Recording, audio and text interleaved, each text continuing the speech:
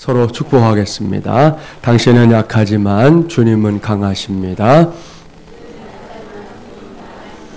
주님은 당신의 구세주이십니다. 할렐루야. 오늘은 제8차 특세 13번째 시간입니다. 오늘은 극과 극의 성격을 소유한 베드로라는 제목으로 하나님의 말씀을 전하도록 하겠습니다. 여러분이 알고 있는 대로 저는 제8차 특세를 감당하면서 매일 성경에서 만나게 되는 인물들을 한 사람씩 만나고 있는 중입니다. 지난 주간까지는 이제 구약 성경에서 만날 수 있는 인물들을 하나씩 만나보았지요. 아브라함으로부터 느헤미야까지 모두 12명의 인물들을 만나봤습니다.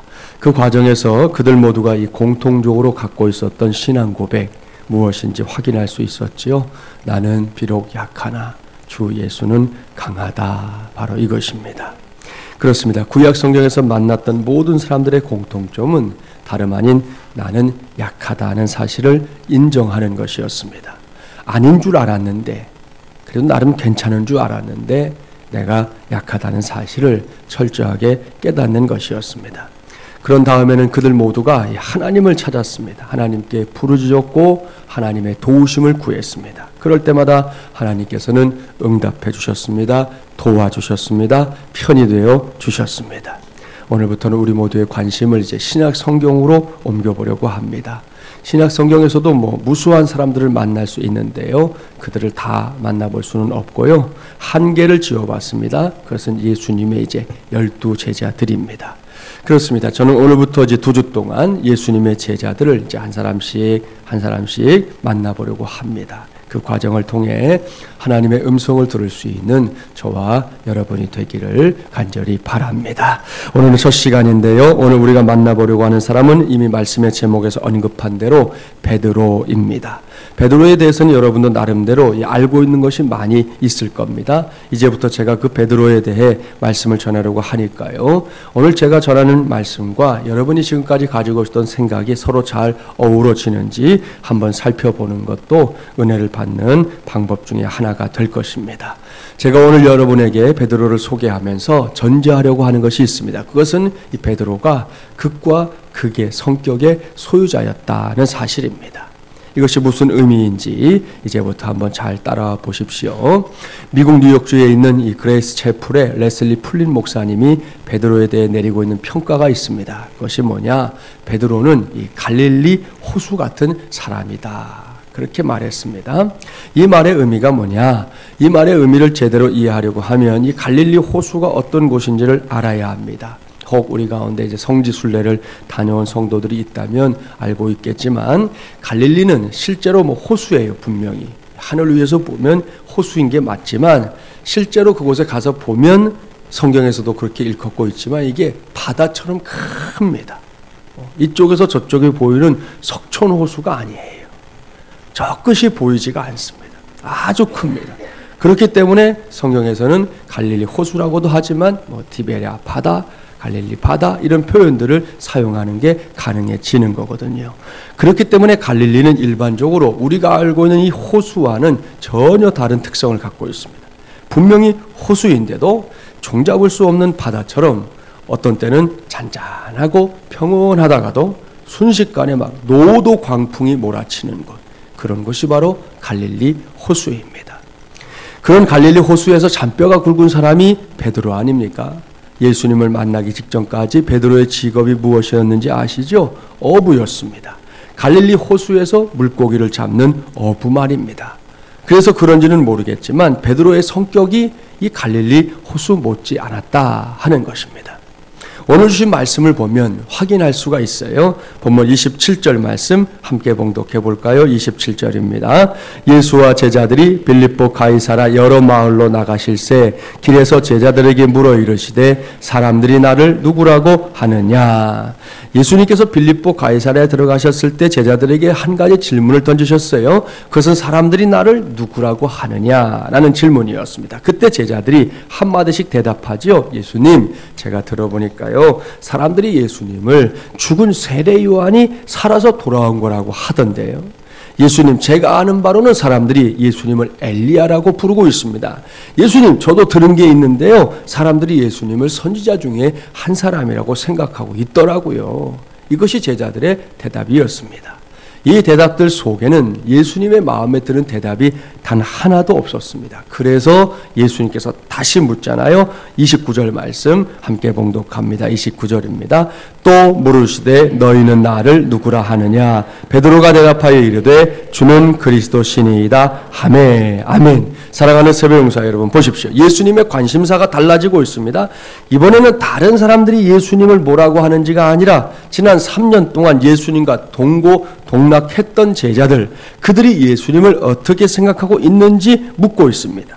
바로 그때입니다. 그야말로 막 전광석화처럼 촌음을 틈타듯 마치 예수님의 질문을 가로채기라도 하는 듯 이 질문 속에 뛰어든 사람이 있었죠. 그는 베드로입니다. 여기서 보면 베드로는 마치 예전에 그 봉숭아 학당의 맹구 같습니다. 맹구 기억나세요? 제일 먼저 손 들잖아요. 선생님이 묻기만 하면 손들. 다른 친구들 손 들고 얘기하려고 하면 막 뜯어 말리면서 짜야 하던 맹구 아시죠? 그 맹구가 떠오른다고요. 아무튼 베드로가 그렇게 나서면서 대답합니다. 주는 그리스도시니이다. 같은 사건을 기록하고 있는 마태복음에서는 주는 그리스도시요 살아계신 하나님의 아들이시니이다 라고 고백하고 있습니다. 여기서 이제 우리가 들을 수 있는 소리가 있잖아요. 띵동댕. 정답이었습니다. 그렇습니다. 예수님이 얼마나 기뻐하셨는지 몰라요. 마태복음을 보면 예수님이 너무 기쁘셔서 베드로에게 천국 열쇠까지 주겠다 말씀하는 것을 확인할 수 있습니다. 이렇게 주님을 크게 기쁘시게 했던 사람이 베드로라는 거예요. 그런데 그 다음을 볼까요? 제자들이 예수님을 그리스도로 고백하자 예수님께서는 옳거니 됐구나. 이제 이 제자들이 나에 대해서 제대로 알고 있구나. 이제 내가 걸어가게 될 그 길에 대해서, 앞일에 대해서 이야기해줘도 되겠구나 생각하고 모든 복음서에 이때를 기점으로 예수님이 십자가 사건에 대해서 제자들에게 말씀하기 시작한 것이 확인됩니다. 그 전에는 십자가에 대해서 말씀하지 않으셨어요. 얘기해 봐도 못 알아들을 것이고 깨닫지 못할 것이기 때문에 말을 안 하신 것이죠. 그런데 베드로가 그 고백을 하고 나서는 옳거니 됐구나. 이제 이 사람들이 준비가 됐구나 생각하시고 그때부터 비로소 예수님의 고난에 대해서 말씀하기 시작하셨다는 거죠.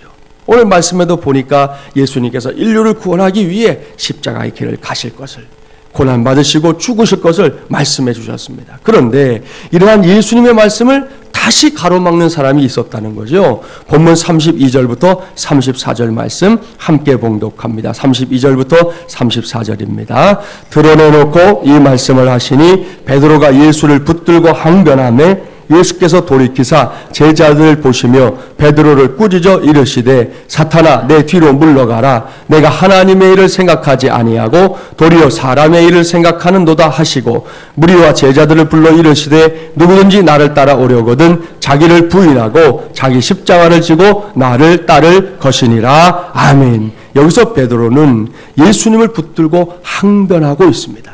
여러분, 이 대목이 중요해요. 우리말로 좀 번역하면서 항변했다. 나름 이렇게 순화시켜서 표현한 것이고요. 이 말씀의 의미가 뭐냐? 책망했다는 겁니다. 예수님께서 장차 걷게 될 십자가의 길, 그 구원의 길, 하나님의 구원 역사를 이제 이 제자들이 이해할 거야 생각하고 조목조목 말씀하시는데, 여러분, 예수님이 제자들 보고 죽으라고 그랬어요? 아니에요. 내가 그 길을 간다고 말하는 거예요. 그 말을 하면서 가장 가슴 아픈 분은 예수님 자신이에요. 그 힘든 이야기를 꺼내서 제자들에게 설명하고 있는데 조금 전까지만 해도 예수님에 대해서 뭔가를 아는 듯이 말했던 제자가 그 말을 가로막는 거예요. 예수님 지금 제정신이세요? 아니, 그게 도대체 뭔 소리세요? 그러고 있는 거지요. 제자가 스승을 가르치려고 하는 겁니다. 스승이 말씀하고 있는 것에 대해서 귀를 기울인 것이 당연한 일인데, 아니 지금 이분이 뭔 소리를 하는 거야? 라고 자기의 생각을 가지고 스승의 생각을 가로막는 것이죠. 그렇게 지금 베드로가 자기의 분수에 넘치게 굴고 있는 모습들, 그것을 오늘 이 성경이 보여주고 있는 것입니다. 그때 예수님께서 어떻게 하십니까? 조금 전에 베드로를 칭찬했던 예수님께서 베드로를 향해 사탄아 내 뒤로 물러가라 하고 책망하고 있는 것을 보게 됩니다. 보십시오. 이렇게 극과 극의 성격을 가진 인물이 베드로예요. 이 말씀에서만이 아닙니다. 복음서를 한번 그런 관점에서 쭉 읽어보세요. 복음서에 기록된 베드로를 보면 조용하라 할 때는 혼자 떠듭니다. 깨어있으라 하면 자고, 자라 하면 깨어있습니다. 그뿐이 아니죠. 용감하라 하면 비겁하게 움츠러들고, 몸을 사려야 할 때는 지나친 만용으로 칼을 휘둘러서 대제사장 종의 귀를 잘라내는 사람도 베드로입니다. 우리가 보기에도 그렇지만요, 예수님께서도 몹시 헷갈렸을 것 같습니다. 아니 도대체 이 사람이 뭐 한 가지로 굴면 좋겠어요. 이러든지 저러든지. 아니 어떨 때는 뭐 굉장히 잘하는 것 같은데 어떤 때는 막 바닥을 치고, 어떨 때는 순종을 하는 것 같은데 어떨 때는 제멋대로, 아니 스승의 말도 자기 마음대로 해석하고, 이게 도대체 어떻게 이해해야 될지 모를 그런 인물 중에 한 사람이 베드로라는 거예요. 여러분 주변에 혹 이런 사람들이 있다면 여러분은 그 사람을 어떻게 대할 것 같습니까? 모르긴 몰라도 가능하면 상종하지 않던지, 부득불 상대해야 한다면 적당히 수박 겉핥기 식으로 대하고 말 것입니다. 이런 사람을 꽤나 피곤하게 생각할 것이고, 이런 사람과는 깊은 관계 맺을 수 없어 라고 단정짓게 될 것입니다. 그런데요, 우리 주님은 달랐습니다. 달라도 완전히 달랐습니다. 주님은 이런 사람도 변화될 수 있다, 그렇게 말씀하고 있습니다. 아니 그저 말씀하신 정도가 아니에요. 친히 그런 삶을 사셨습니다. 그렇습니다. 베드로와 같은 이 극과 극의 성격의 소유자일지라도 그야말로 얼마든지 분명히 반드시 변화될 수 있다는 게 주님의 말씀입니다. 이를 위해 주님께서 행하신 것이 있어요. 그것은 다른 것이 아니라 끝까지 그런 베드로를 믿어주셨다는 겁니다. 그렇습니다. 이 세상에서 나를 그리고 우리를 제일 잘 믿어주는 분은 다른 분이 아니라 우리 주님 예수님인 줄 믿습니다. 물론 우리 부모님들이 자식들을 믿어주는 거 대단한 믿음인 거 알지만 그것도 미치지 못하는 정말 더 놀랍고 더 큰 믿음이 바로 우리 주님이 우리를 향해 갖는 믿음이라는 것입니다. 베드로는 이러한 사실을 온몸으로 체험했던 사람이에요. 예수님께서 십자가에 달려 죽기 전에 대제사장의 집들에서 신문 받으실 때 베드로가 한 일이 무엇인지 아시죠? 3번이나 예수님을 부인한 것입니다. 당시에 베드로는 생명의 위협을 느꼈습니다. 그래서 마지막에는 예수님을 저주하기까지 했습니다. 얼마나 어마어마한 잘못입니까? 명색이 지가 그래도 수제자인데 어떻게 그럴 수가 있습니까? 12제자 중에서 꼬레비도 아니고 제일 좋은 제자, 제일 큰 제자라고 일컬었는데 어떻게 그럴 수 있냐는 거예요. 아무튼 그러한 사실을 전제하고 예수님의 부활 사건 이후로 가보겠습니다. 예수님께서 부활하신 후에 찾아갔던 사람들 중에 한 사람, 아니 우선적으로 찾아갔던 사람이 바로 베드로였습니다. 그때 베드로의 심정이 어땠겠어요? 굳이 설명하지 않아도 다 알 수 있어요. 우리 교육부 아이들도 물으면 베드로가 그때 어떤 마음 상태였는지 다 알 수 있습니다. 예수님을 3번이나 부인하고 심지어 저주까지 했고 예수님의 죽음을 지켜보면서 이제는 2번 다시 만날 일이 없을 것이라고 생각했던 베드로 아닙니까? 스스로 죄책감은 느꼈지만 더 이상 예수님을 만날 일이 없으니 마음속에 다 묻고 가려고 했을 거라는 거지요. 그런데 주님을 다시 만났습니다. 그러니 베드로는 면목이 없었어요. 틀림없습니다. 그때 주님께서 어떻게 하셨느냐는 거지요. 베드로 내 이놈, 너는 왜 날 부인했니? 왜 날 저주했니? 너는 왜 그렇게 말과 행동이 다르니? 내가 너란 놈을 진작에 알아봤어야 했는데. 이렇게 다 그치셨나요? 아닙니다. 주님께서는 결코 다 그치지 않았습니다. 요한복음 21장 말씀을 보면 예수님과 베드로 사이의 대화가 쭉 기록되어 있잖아요. 요한의 아들 시몬아, 네가 이 사람들보다 나를 더 사랑하느냐? 내가 주를 사랑하는 줄 주께서 아시나이다. 내 양을 먹이라. 사랑하는 새벽용사 여러분, 보십시오. 잘 보십시오. 주님께서 베드로를 그냥 믿어주고 있습니다. 그야말로 묻지도 따지지도 않습니다. 이러쿵저러쿵 구시렁거리는 것도 없습니다.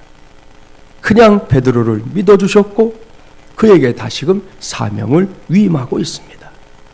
여러분, 주님이시니까 하신 거기도 하지만 참 쉬운 일은 아니에요. 이렇게 사람들을 끝까지 믿어준다는 게 참 어려운 일이구나 하는 거 우리가 늘 경험하게 됩니다. 그런데 그 믿음의 결과, 그 믿어줌의 결과가 무엇인지 아십니까? 그 후에 베드로는 충성했습니다. 주님만을 위해 살았습니다. 더 이상 극과 극의 성격의 소유자가 아니라 오로지 주님만 사랑하며 살았습니다. 나중에는 십자가에 거꾸로 달려 죽는 순교의 길까지 걸었습니다. 여러분, 이것이 오늘 주님께서 우리에게 주시는 가르침입니다. 믿어주면 변화된다. 바로 이것 말입니다. 오늘은 이러한 사실을 꼭 기억하는 저와 여러분이 되기를 바랍니다. 믿어준다는 것, 이것의 기초는 다름 아닌 사랑입니다. 흔히 사랑은 좋은 것이라고 알고 있잖아요. 그런데 사랑하면 나타나는 가장 우선적인 현상이 뭐냐? 그것은 믿어주는 것입니다.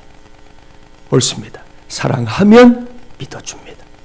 많이 사랑하면 많이 믿어주고, 적게 사랑하면 적게 믿어줍니다. 따라서 사랑하는데 믿을 수 없다, 그렇게 말하는 건 거짓말이라는 것이요. 둘 중에 하나가 거짓말이에요. 사랑한다는 말이 거짓말이든지 믿는다는 게 거짓말이든지 둘 중에 하나가 거짓말이라는 거지요. 우리가 사용하는 진짜라는 말은 항상 조건에 관계없이 기능하는 것을 말하는데요. 이런 말입니다. 어디를 봐도 사랑할 만하지 못합니다. 사랑할 만한 것이 없다는 말입니다. 그래도 사랑하는 것, 그게 진짜 사랑입니다. 마찬가지예요. 어디를 봐도 믿을 만하지 못합니다. 그런 경우들 많이 있지요. 그래도 믿어주는 것, 그것이 진짜 믿음입니다. 그래서 이 진짜는 언제나 그럼에도 불구하고 라는 수식어가 붙게 되어 있는 것입니다. 사랑하는 새벽용사 여러분, 이것이 우리 주님 예수님의 방법이었습니다. 오늘날에도 다르지 않습니다. 저와 여러분에게도 다르지 않다는 말씀입니다. 우리가 이렇게 이 자리에서 하나님을 나의 아버지로, 예수님을 나의 구세주로 믿고 고백하고 따를 수 있는 근거가 뭐냐? 우리 안에 그럴 만한 자격이 있습니까? 없습니다. 목사인 제 자신을 봐도 알 수 있습니다. 그야말로 조속지변인 게 저의 모습입니다. 하늘과 땅을 오가며 사는 것이 일상입니다. 베드로를 보면서 베드로 너 이거 뭐야? 그러지 마세요.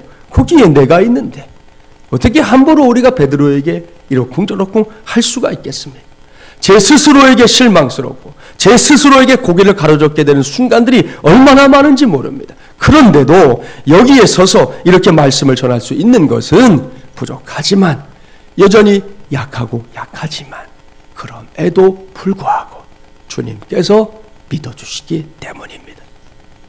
여러분도 마찬가지예요. 여러분도 주님께서 믿어주시기 때문에 오늘 이 자리에 있는 것입니다.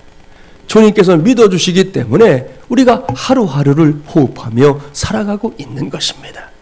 우리 그 은혜 잊지 마십시다. 내가 받고 있는 은혜의 정도가 무엇인지 정말 알아야 되겠습니다. 막연하게 아는 것 말고, 그럴 것 같다고 생각하는 것 말고, 내가 정말 주님으로 인하여 받은 은혜가 무엇인지, 내가 받은 구원의 비밀이 무엇인지 좀 알고 살아야 되겠습니다. 그걸 알아야 우리의 삶에도 오늘 베드로가 경험한 것 같은 은혜가 임하게 되는 것입니다. 그 은혜를 힘입어 이 시간에도 기도하기 바랍니다.